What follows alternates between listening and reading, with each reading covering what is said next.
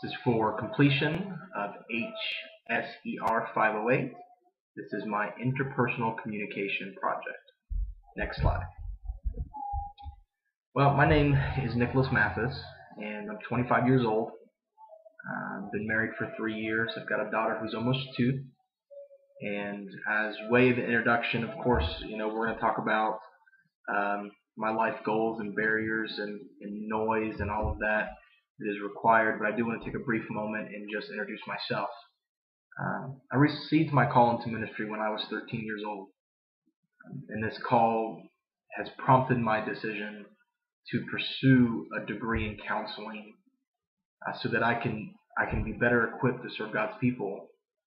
I don't want to get into that position in that place as a pastor one day where I'm not able to go the full length of the journey with my congregation. What is communication? Communication is described as the continuous, complex, collaborative process of verbal and nonverbal meaning making. My OAG is to be the best pastor and counselor that I can possibly be.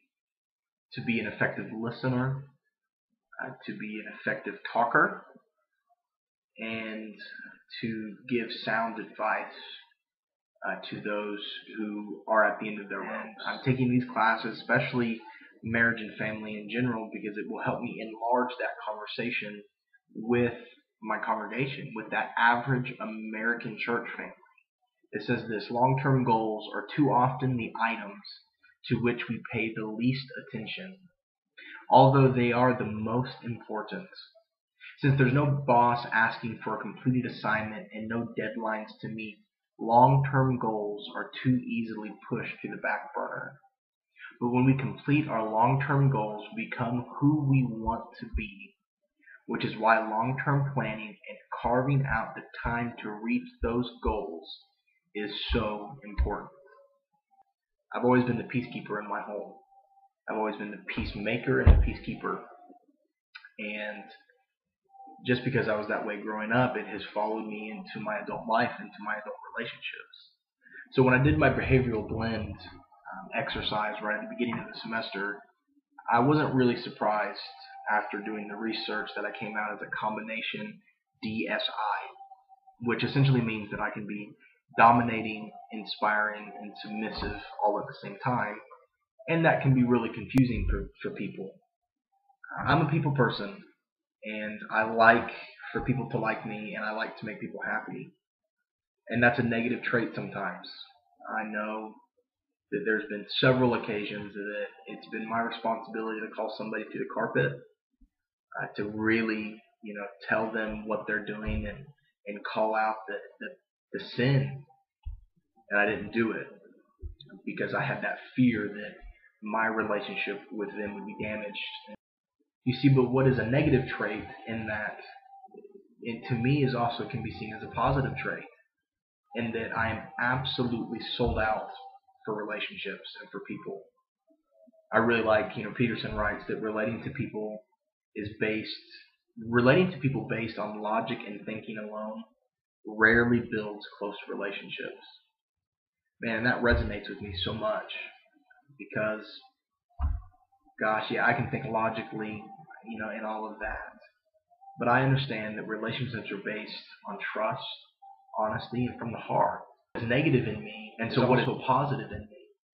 In that I commit to people, and I commit to situations, and I want to be that man that his yeses be yeses and his noes be noes, and that I'm counted on to show up, and I'm counted on to be that guy, And so, but I have to watch that. I have to watch that both ways as I pursue my counseling experience and my counseling degrees. Next slide. Some potential barriers for me. My wife laughed when I told her the premise of this class was heavy on listening.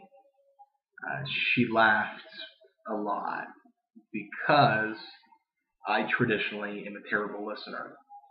And if I can think of any barriers for me personally, and I kind of have 3 that I'm just going to touch on real quick. and that's over talking, over committing, and under listening. Now, over talking is simple, and really over talking and under listening kind of go hand in hand. I unfortunately am an interrupter, and I don't do it because I have ill feelings or because I'm some cold person, but I do it because most of the time when I'm in a conversation, especially a deep conversation, I'll get a thought in my head and I have to say it because I have a fear that I'll forget it. I have a fear that I will completely lose like this brilliant, moment of clarity, and so I interject and I interrupt, and I lose it, and I lose the conversation, and I destroy lines of communication. You see, an under listening kind of goes the same way, only it's a little more wrong, I guess, because I do this all the time. I think that a person is done talking, that their story is finished, that the sentence is over before it really is. And this is evident in the way that I check my voicemails. I never listen to the entirety of the voicemail. I listen to the first few seconds, think that I have the general idea, and then just delete it. And that's a barrier for me. It's an issue for me that I have to deal with. And then the third one is overcommitting. And just like I said a few seconds ago, I commit to people, but I believe that sometimes I can severely overcommit, that I can want something for a person more than they want for themselves. But as one of my old professors used to say, all extremes are dysfunctional. It doesn't matter which way you fall off the balance beam, you're still falling off. And so with my talking, my committing, and my listening, noise pollution is all about balance. Noise pollution is defined as distraction that can create barriers in communication. Internal and external noise pollution. And the way that I interpret internal and external is the environment around us. It's, the construction happening outside the office. It's whatever it is. It's the cell phone being on during counseling or doing a presentation, whatever.